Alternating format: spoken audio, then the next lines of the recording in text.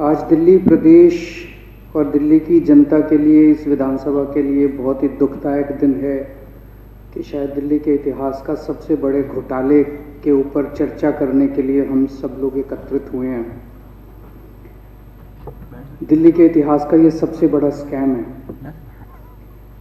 एक कांग्रेस थी, कांग्रेस ने बहुत बड़े बड़े घोटाले करे और उसमें उनका सबसे प्रसिद्ध घोटाला कॉमनवेल्थ घोटाला माना जाता है। लेकिन भारतीय जनता पार्टी ने नगर निगम में कांग्रेस को भी पीछे छोड़ दिया। लोग कह रहे हैं कि भारतीय जनता पार्टी का ये 2,500 करोड़ का घोटाला कांग्रेस के कॉमनवेल्थ घोटाले से भी ज़्यादा बड़ा घोटाला है। ये तो भला हो दिल्ली के लोगों का कि इन्होंने दिल्ली सरकार इनको नहीं दी, नहीं तो पता नहीं दिल्ली सरकार के अंदर ये क्या हाल करते। और 2,500 करोड़ रुपए का ये घोटाला तो इस साल का है, एक नगर निगम का है। अगर 15 साल का हिसाब किताब लिया जाए और तीनों नगर निगमों का हिसाब किताब लिया जाए तो पता नहीं कितने करोड़, कितने हजार करोड़ का घोटाला अभी तक इन्होंने 15 साल में किया होगा। जैसे अभी मंत्री जी बता रहे थे, ये कोई हम नहीं कह रहे, आम आदमी पार्टी वाले कहें कि नगर निगम में घोटाला है तो कहा जाएगा वे राजनीति कर रहे हैं। अभी अगर बाहर चल के सड़क में जो पहले 10 आदमी मिले हैं उनसे पूछ लो जी नगर निगम में भ्रष्टाचार है कि नहीं है, 10 के 10 आदमी कहेंगे हाँ जी नगर निगम में बहुत ज़्यादा भ्रष्टाचार है। और उन्हीं से पूछ लो जी दिल्ली सरकार के अंदर भ्रष्टाचार है, कहेंगे नहीं जी बड़ी ईमानदार सरकार है। तो दिल्ली के अंदर हर आदमी मानता है कि अगर आपने कोई मकान बनाना है, लेंटर डालना है, तो लेंटर डालने के कोई भी, जैसे अभी मंत्री जी ने बताया कि आरएसएस के 10% डिस्काउंट है, बाकी कोई डिस्काउंट नहीं है। हर आदमी को पैसे देने पड़ते हैं, हर आदमी को। और बताते हैं 5,000 से 10,000 करोड़ रुपए सालाना का ये लेंटर का ही घोटाले का अमाउंट है। केवल लेंटर का घोटाला अगर ये बंद कर दें नगर निगम वाले तो 5 से 10,000 करोड़ रुपए का रेवेन्यू इनका इससे आ सकता है। और ये बीजेपी खुद भी मानती है। पिछली बार एमसीडी के चुनाव के पहले इन्होंने खुद कहा कि भाई हमारे सारे के सारे नगर निगम के काउंसलर अभी तक जो है वो भ्रष्ट थे, हम मानते हैं और अब हम सबकी टिकट बदलते हैं। तो अगर तुमने टिकट बदली सबकी और तुमने खुद जनता के सामने माना कि सारे के सारे भ्रष्ट थे, तो 2-4 लोगों को जेल में तो भेजना चाहिए था, 2-4 लोगों को सजा तो देनी चाहिए थी, ताकि जो नए आए उनके ऊपर एक ये रहे कि भाई जैसे पुराने वाले जेल गए वैसे तुम भी जेल जाओगे। अगर अब ये नए वालों को लग रहा है यार होता तो कुछ है नहीं, टिकट कटनी है। अब ये पद्धति बन रही है बीजेपी के अंदर कि भाई 5 साल का मौका मिलेगा, 5 साल में जो लूटना है लूट लो। ये जो नए वाले आए हैं 1 साल बच गया, लोग बताते हैं मेरे पास आते हैं जी जम के लगे हुए हैं, मतलब कोई सीमा ही नहीं है कि भाई 1 साल है इस बार इनकी भी टिकट कटनी है, सबको नई टिकट मिलनी है। सारे ये नए वाले भी लगे हुए हैं। तो ये खुद ही मानते हैं कि बहुत ज़्यादा घोटाला इनके काउंसलर कर रहे हैं। नहीं तो एक काउंसलर जब काउंसलर बनता है तो साइकिल पे चलता है और 1 साल के अंदर उसकी बड़ी बड़ी गाड़ियां आ जाती हैं। वो कहाँ से आता है? बड़े बड़े बंगले बन जाते हैं, जमीनें आ जाती है, कहाँ से आता है ये सारा पैसा? ये 2,500 करोड़ किसका पैसा था? ये सफाई कर्मचारियों का पैसा था।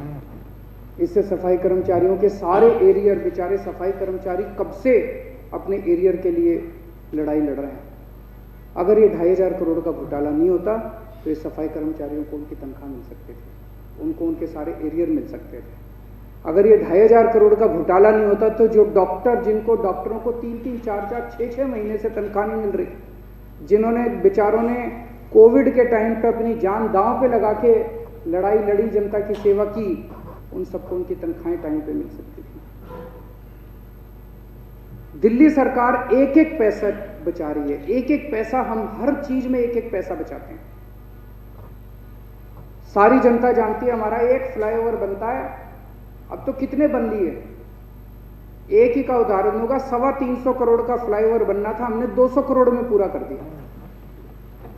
एक एक पैसा बचा बचा के, और इसी वजह से हम जनता को इतनी सहूलियतें दे पा रहे हैं कि बिजली भी मुफ्त कर दी, पानी भी मुफ्त कर दिया, दवाई भी मुफ्त कर दी, स्कूल भी मुफ्त कर दिए, महिलाओं का सफ़र भी मुफ्त कर दिया। कितनी वो इसीलिए क्योंकि हम एक एक पैसा बचा रहे हैं।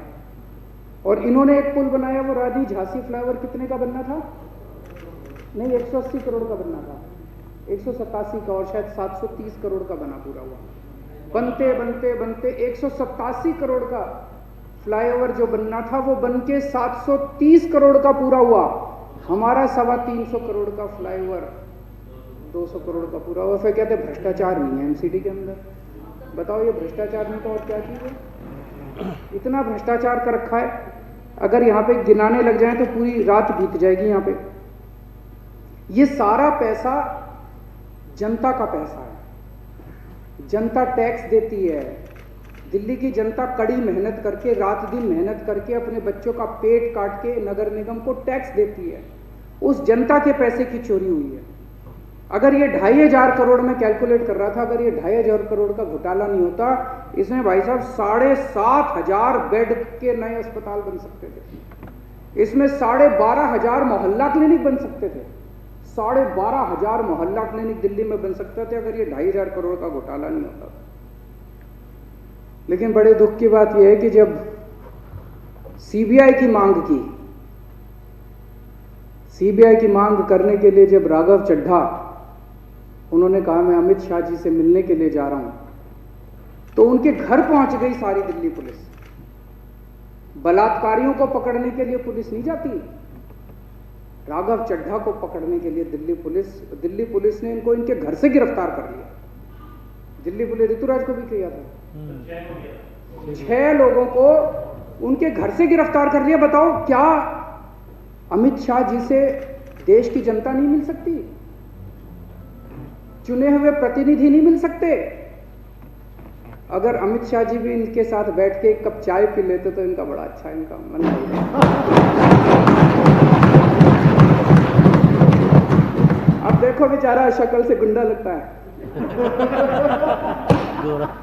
शरीफ आदमी, भोला सा लड़का लगता है। अमित शाह जी का क्या बिगाड़ लेता है? बैठ के चाय पी लेते बच्चे के साथ। बच्चे के साथ बैठ के चाय पी लेते, खुश हो जाता। हद तो तब हो गई अतीशी मार लेना। पूरी दुनिया इनके काम की चर्चा करती है कि इस महिला ने गजब का काम किया है शिक्षा के ऊपर, देश के लिए इतना बड़ा कंट्रीब्यूशन किया है। वो एक चुनी हुई विधायक है, विधायक का एक प्रोटोकॉल होता है। वो एलजी साहब से मिलने के लिए गई और उनको अपराधियों की तरह घसीट के, अपराधियों की तरह, मैंने देखा वो वीडियो में, मतलब रोना आ गया। अपराधियों की तरह घसीट के उसको बस में डाल के और उनको उठा के ले गए। एक कप चाय एलजी साहब इनके साथ।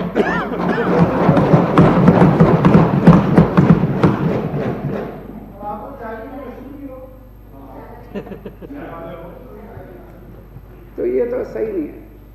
आप कह रहे हो कि अगर ये घोटाला साबित हो गया तो मैं इस्तीफा दे दूंगा। सीबीआई की जांच करा दो। सीबीआई तो आप ही के पास है। सीबीआई की जांच क्यों नहीं कराते? हम छाती ठोक के कह रहे हैं हमारी सारी फाइलों की सीबीआई ने जांच कर ली। सीबीआई ने मेरे दफ्तर पे रेड मारी, सीबीआई ने मेरे घर पे रेड मारी, इनकम टैक्स वाले ने 2 बार इसकी रेड मार ली। सतेंद्र जैन की रेड करी, 2 बार आ चुके इसके यहाँ। सतेंद्र जैन के यहाँ 2 बार रेड मार चुके। हमने तो हमेशा उनको चाय पिलाई। जब सीबीआई वाले उनको भी चाय पिलाई और जब इनकम टैक्स वाले आए उनको भी चाय पिलाई। हमने कभी मना नहीं किया, क्योंकि दाल में कुछ काला है ही, दाल पूरी साफ है, दिल में कुछ काला नहीं है। यहां तो जैसे ही हमने कहा हमारे सीबीआई की जांच कराओ, तो जिन्होंने चोरी की उनको तो नहीं पकड़ा, जिन्होंने मांग की उनको उनके घर से उठवा लिया। तो दाल ही काली है पूरी की पूरी इसमें। तो सीबीआई की जांच करा लो, सीबीआई में साफ हो जाएगा। अगर जांच हुई सीबीआई में पता चल जाएगा भाई 2500 करोड़ का घोटाला हुआ है। तो ये 15 साल का काला युग था भारतीय जनता पार्टी का, नगर निगम का। और इस काले युग का अब अंत होना है। पाप का घड़ा जब भर जाता है तो 1 साल और बचा है और मुझे पूरी उम्मीद है कि अब दिल्ली के 2 करोड़ लोग मिलके इस काले युग का अंत करेंगे। दिल्ली के सामने 2 मॉडल हैं, एक बीजेपी का मॉडल है जो एमसीडी में है और एक आम आदमी का मॉडल है जो दिल्ली सरकार में है। इस बार फरवरी में दिल्ली में चुनाव हुए थे। दिल्ली के लोगों ने दोनों मॉडल में से एक मॉडल चुनना था, तो दिल्ली के लोगों ने आम आदमी पार्टी का मॉडल चुन के 62 सीट दी और दिल्ली के लोगों ने भाजपा का मॉडल चुन के 8 सीट दी। अब मैं उम्मीद करता हूं कि आने वाले समय में इस मॉडल को पूरी तरह से दिल्ली के लोग नकारेंगे। मुझे बेहद दुख है जो ये कह रहे 13,000 करोड़ देने हैं, 13,000 करोड़ देने हैं, 13,000 करोड़ देने हैं। नगर निगम के लोग कोर्ट में भी हुआ है, कोर्ट में 1 बार नहीं, 2 बार नहीं, 3 बार नहीं, पता नहीं कितनी बार ऑर्डर हो चुके हैं कि भाई जितना पैसा दिल्ली सरकार ने देना था सारा दे दिया। तो जब कोर्ट ने कह दिया, हाई कोर्ट ने भी कह दिया, सुप्रीम कोर्ट ने भी कह दिया भाई जितना पैसा बनता था सारा दे दिया, तो अब ये जब आ रहे हैं तो कह रहे जी 2,500 करोड़ तो खा लिया, और दे दो, और दे दो, 13,000 करोड़ और दे दो, 1 ही साल बचा है, 1 ही साल बचा है जी, जल्दी दो, जल्दी दो, 13,000 करोड़ बचा है और दे दो। हाय हाय लगी पड़ी है, हाय हाय लगी पड़ी है, और अब उनको भी नजर आ रहा अगली बार टिकट तो मिलनी नहीं है, तो सारे बेतहाशा 13,000 करोड़ दो जी, 13। मेरे पास इतने फोन आ लिए लोगों के, बोले जी हमें नहीं पता बनता है कि नहीं बनता इनका, लेकिन अगर बनता भी हो ना तो भी मत देना। अब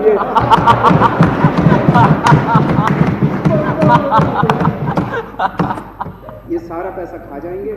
बहुत दुख होता है कि अभी एमसीडी पे, तीनों एमसीडी पे ताला लगा है, ना तो वहाँ कमिश्नर है और ना वहाँ मेयर हैं। मेयर यहाँ धरने पे बैठे हैं और कमिश्नरों को तो इन्होंने नियुक्ति नहीं कर रखी, तो तीनों एमसीडी के ऊपर ताला लगा पड़ा है। दिल्ली की जनता का क्या होगा, हमें बहुत दुख होता है। मैं दिल्ली की जनता से अपील करना चाहता हूँ कि 1 साल के बाद चुनाव हैं, अब बस बहुत हो गया। इन लोगों का ड्रामा, इन लोगों की नौटंकी, इन लोगों की राजनीति, गंदी राजनीति, अब इससे दिल्ली की जनता त्रस्त हो चुकी है, इसको ख़त्म करना चाहती है। और मैं उम्मीद करता हूँ कि अगले साल जब भी चुनाव होंगे इससे दिल्ली की जनता को मुक्ति मिलेगी। जो सौरभ भारद्वाज ने प्रस्ताव रखा है उसका मैं पूरी तरह से समर्थन करता हूं।